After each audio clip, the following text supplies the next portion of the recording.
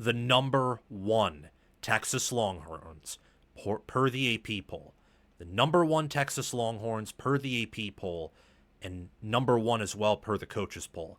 They travel to take on the number two per coaches poll, number three per AP poll, Ohio State Buckeyes. I'm still considering it a game of the century because you got the number one versus number two in the coaches poll. I know you don't have that in the AP poll, but this is a historic opener. It is the first time in which the number one team in America is an underdog on opening week. I think it's the first time the number one team in America is an underdog overall in a non-conference game. Don't quote me on that, though, but I know it's the first time the number one team is an underdog in a non-conference game, especially an opener. This will take place at noon Eastern time on Saturday. So for Texas folks, that's 11 a.m. Central Time. It's going to be about 73 degrees that day, maybe a little bit cooler on kickoff, 9-mile-per-hour winds. The current spread right now is Ohio State minus 1.5. That is the current spread. And Ohio State is the favorite, and they have been forever. It opened up at Ohio State minus 4 earlier in the year. It's come a little bit down, just a little bit since then. But Ohio State still being the favorite, even with a lot of sharp action and public action. Sharps move the lines, the public does not, in favor of the Longhorns. I want to discuss what these teams were in 2024, because right now that's all we really have to go off of. Some players they return, but who they were in 2024, because they haven't played a game yet. And that's what makes this matchup so exciting, is the idea. Before we resume this segment, please take a few seconds of your time to make sure you have liked the video, subscribe to the channel, hit the notification bell for the channel and for any team podcasts and playlists linked in the description, and also comment your thoughts down below in the comment section and join my Discord server via the description. All of those things I just asked you to do are completely free, and they sign you up for things related to my channel, or they don't sign you up for anything. No cost to you, and all the benefit to you, because we release daily college football content here on College Football with Sam. If you want to support the channel monetarily, sign up for a YouTube membership, or check any other links in the description for my merchandise store and Patreon page. Thank you very much, and let's get back to the segment. That when these teams usually play a game of this caliber, they get a game or two to warm up, typically. Last year, Texas and Michigan was supposed to be an awesome game, as this one is supposed to be, and those teams got a week to prepare. And then it wasn't an awesome game, but at least in that week to prepare, you got to get a sense of who those teams were. You did, because even though they were probably hiding things for that week 2 matchup, they also had to play ball, and therefore you got to see, even in the simple things, how good are these teams. We don't get to see that here. We don't. So I want to go through some things and talk about points per play. I love points per play because yards, passing yards, rushing yards, what you allow in yardage can sometimes be overrated. You can have a team like Notre Dame last year who was not good in yards per game on offense and was not perfect there on defense either, but because they forced a bunch of turnovers, were effective in the red zone when they got there, and overall were just, a really good team, they outperformed their yards. And we've heard several coaches before say that, well, yards allowed, yards gained, that can be very overrated. So I want to talk about points per play. Defense, offense, you name it. And what this picture paints is that Texas was very close to Ohio State last year, but that Ohio State was certainly in their own tier, especially if you're going to adjust for strength of schedule. So Ohio State's margin of victory in points per play margin was a 0.367 points per play margin. That means per every one of Ohio State's plays compared to every one of their opponent's plays, they scored 0.367 more points. That is a lot. Typically, national champions score a 0.3, 0.4, around that ballpark or higher in points per play margin. Texas was a 0.226. Texas ran more plays than Ohio State per game. Their defense allowed more plays, and they just were not as effective with those plays as Ohio State was. So that's a reason for that disparity there. On offense, Ohio State was ahead of Texas. Same with defense. They were much closer on defense than offense, by the way, which matches up with how these teams performed throughout the year. Ohio State's offense always seemingly, from my perspective, was ahead of Texas's offense. It just depended on whether or not the defense was ahead. Earlier in the year, probably not, but by the end of the year, certainly. And Ohio State played tougher offenses. Texas is first in FPI. Ohio State is fourth with 4 points separating them, a 24.5 rating for Texas, a 20.5 rating for Ohio State. The X factor for each team, for Texas, I think it is their defensive line, their linebacker, and their DBs. So I'm talking about on D-line, Ethan Burke, Colin Simmons. I am talking about Murad Watson, Travis Shaw, Cole Brevard, Alex January. It's one of the best D-lines in football. At linebacker, you got Trey Moore. You got Anthony Hill Jr. I think Anthony Hill Jr. is one of the best linebackers in America. I think he is the best, and at the very worst case, one of the best. You got Lifau there as well as the third guy. At DB, you're talking about, Jalen Gilbo. You're talking about Kobe Black. You're discussing Malik Muhammad, Michael Taff.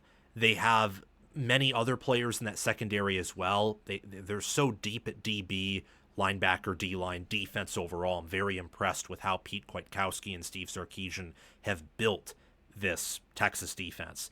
You look at Ohio State, wide receiver with Jeremiah Smith, Carnell Tate, Brandon Innes, Mylan Graham, Bryson Rogers. Doubt we see the freshman Quincy Porter Jr., but it's the deepest and best wide receiver room in America. Love Sonny Styles and Arvell Reese at linebacker, and of course, Caleb Downs at safety. How could we forget that? I want to, in light of all these things, discuss what I think are going to be the key matchups and questions in this game that need to be answered. The general one would be, can the Longhorns overcome the home field advantage? The power ratings, returning production, staff continuity say that Texas should be better, but home field advantage can negate that. And what do Ohio State's new coordinators look like? How do they perform in game one? Some other things to keep in mind and key factors, I think, are style of play. Texas is bigger. Texas doesn't like to play the same game Ohio State does. They like to use more tempo, at least from last year. They had much fewer seconds per play than Ohio State did. And Ohio State, I think that their style of play in response to Texas having greater size and probably a better defense is, are they going to open it up? I think that Ohio State wants to open it up here, and Texas wants to game control Ohio State and really put them in a tight bind of anxiety with controlling the clock and the rushing offense. The pass protection is key. Both of these offensive tackle units are relatively new. I know that Ohio State returns a lot, and Saraveld's had some playing time, but he's starting at left tackle and is going to be going up against Colin Simmons for the first time. And Phillip Daniels at right tackle is someone who at Minnesota wasn't really that ready to be a Big Ten tackle. And I saw that in some of his film at Minnesota. He's going to be going up against Ethan Burke, or maybe they'll move around Colin Simmons, or they'll blitz Trey Moore, Anthony Hill, some of the linebackers. That's a tough matchup. It's the same thing with Brandon Baker and Trevor Gooseby going up against Kenyatta Jackson Jr., or Sonny Styles, or Arvell Reese, or Bo Atkinson. These edge groups, in theory, have a advantage against the tackle positions. So who pass protects better? Same with power rushing. You think that Ohio State returns a lot more than Texas does on the inside, but they return all three of their interior linemen. Texas returns one. And I got to be honest here, this can be a toss-up. I can see the argument for Ohio State having the better interior based on experience alone, but Ohio State's interior by grade was one of the least efficient for a college football playoff team ever, and they lose their two backs while Texas upgrades it back to returning Baxter. So you're already seeing, for a lot of these factors, there's not a direct answer for who's better here at different positions, or which team has the matchup advantage. There's so much unknowns, and it's probably going to be such an ugly game that it'll be close until the very end. And that's where staff continuity comes into play. Does the greener coordinator group and the greener roster, Ohio State's probably that in both instances, does that matter all that much? Does it? Does that decide the game? And finally, Texas being power rated higher, but Ohio State having the home field advantage, and Texas having 4 new offensive linemen, a new quarterback, a new tight end, some new receivers, a lot of newness on the offense. What impact does that have? Those are just some key factors, storylines to pay attention to. I think that what will be very interesting to see is throughout the game, which offensive line does a better job of getting their feet across the line of scrimmage, which defensive tackle unit does a better job holding their water. Because I think that both DNs are going to have matchup edges, and I think that both staffs are going to adjust to that. I think that Arch Manning is experienced enough and good enough to where he can compensate a bit with his mobility and prior experience against being destroyed by a defensive line, Georgia last year. And I also think that Ohio State, while they don't necessarily have that experience in Julian Sayin, he's just not as old as Manning. This will be his first ever game, not his first game as the starter for the year, and Manning's had prior starts. But they do have the wide receivers, I think Ohio State does, I know, to where they only need 2 seconds of pass protection and not the 3 or not the 4, and they can get the ball out pretty quickly. So looking at the trenches and then looking at which receiver unit can abuse the opposing corners, because you only may need one big play in this game to get through and ultimately win. The team that hits the 50-yard bomb or the 50-yard breakaway run, I don't think you're going to see more than maybe 1 or 2 of those. I don't think this will be a shootout. This will probably be a very low-scoring game. So if one team can dominate the big plays or have the only big play, my intuition tells me that's probably the team that's going to win. And looking at some roster matchups here, as I've already talked about before, I think Ohio State's pass defense, so that's both pass rush and coverage, I think is an edge over Ohio State's Texas's pass protection and passing offense. I think that Texas's rushing offense, the interior of that line, the mobility of Manning, the running back room they have has an edge over Ohio State's defensive tackle core and their defensive backfield, linebacker, and safety. I think that looking on the flip side, talking about Texas's defense versus the Ohio State offense, they're pretty equal in Ohio State passing the football and Texas stopping it. On one hand, I think that Texas has a lethal edge with their pass rush against Ohio State's pass pro, more than the Buckeye pass rush does against Texas's pass pro. However, Ohio State, as I mentioned already, they can have an O-line that struggles to pass block and they can get the ball out quickly. I don't think that Texas has the receivers to effectively do that unless Ohio State's defensive backs don't match up as well as I believe. So I put that as an equal. That's a push right there. I think overall, Ohio State has the advantage through the air. You look at Texas's rush defense against Ohio State's rushing offense, I think that quarterback mobility, new running backs, an interior O-line that is good by college standards, but in big games is probably below average or not an interior you need or want to rely on to win big games against the Texas defense they bring back is not a good matchup. So I think on the ground, Texas will have an edge here. I believe that Texas's staff is better than Ohio State's, but Ohio State has the better head coach. Ohio State, solely by blue chip ratio and having better freak athletes, has the superior talent. And I think that Texas on special teams will be superior. I think Texas is the better team. I believe that Texas is going to outgain Ohio State overall. I think that I'm not going to go there. They're going to outgain them. They're going to control the clock. I think they're going to look better to the objective observer, to the objective agent. But just because you are better does not mean you are going to win. It means nothing, especially when the talent is in the same ballpark. And that is why I am predicting Ohio State to beat Texas. I think that they win. They probably cover the 1.5. The game will be very ugly, very ugly. And if Julian Sayin is worse than I and many think he will be, and there is a chance at that, well, then this prediction goes entirely out the window. Texas should win. The advantages they have, I think, are in a larger surplus than Ohio State's. I think they're the better team, and I think that their coordinators are better. So there's a lot of things going their way. But Ohio State has home field advantage, And Ohio State has two players that I can count on to score touchdowns that no one else could. That being Jeremiah Smith and that being Caleb Downs. Texas does not have that. There's also the standpoint that Ryan Day, I think, makes better in-game decisions than Steve Sarkisian does. And I've picked Texas in the past in an early preview to win this game. I've thought for much of the year they were going to win this game. But something else that makes me uncomfortable is the public's opinion. The public heavily, and I mean heavily, backs Texas here.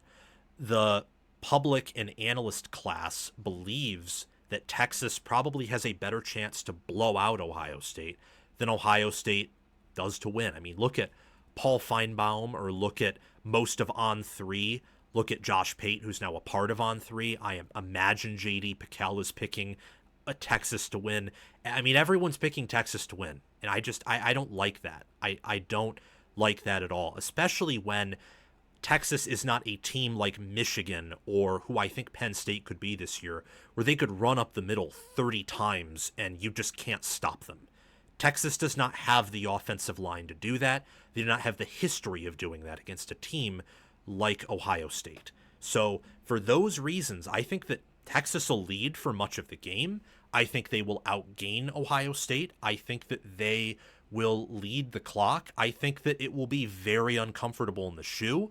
But I also believe that Texas will have several false starts. Texas will be forced to kick more field goals than Ohio State, and Ohio State will score more touchdowns. So it'll be an ugly game, and a game that Ryan Day and Ohio State pull out of their top hat. They'll start off 1-0. It'll be a huge win for them. Ryan Day also has a history of winning at least one big game every year. Sarkisian does not have that yet. And Texas will drop to 0-1. Ultimately, this is not a game that determines the fate of both of these teams, but both of these teams have tough enough schedules and enough questions to where the loser of this game, I think, has a very good chance of missing the college football playoff. I think that with returning production at an all-time low, you're not just going to see teams that aren't very talented struggle. You are going to see, along with the portal and talent evening out on top of all-time low returning production, you're going to see some of these better teams look very gross, especially when they play each other. So Ohio State and Texas aren't bad. They're some of the best teams in the country. But since they're both playing each other, and they're both pretty young and green compared to the teams they fielded last year, expect plenty of mistakes, and any team can win this. I would not be shocked if my pick were wrong, and I say that in quotes because I'm calling Texas the better team. I won't be shocked whether my prediction and pick are right or wrong either way. This is going to be a fun game, and I can't wait to sit down on the couch and have my eyes glued to the TV screen over it. Thank you for watching College Football with Sam. Make sure that you've liked the video, subscribed to the channel, hit the notification bell for the channel and team playlists and podcasts in the description, joined the free Discord server where we talk college football 24/7, and have commented your thoughts down below. Check out the description for any ways you can support the channel monetarily. Everything else I've asked you to do is completely free, and your support means the world to me. We're trying to become the next big thing on college football YouTube. 6-figure subscribers, maybe 1 million one day. I think we can do that. And also check out any videos or playlists, anything in these columns right here, where there will be videos and playlists. Yeah, you get the point. Have a fantastic day, and I will see you in the next one.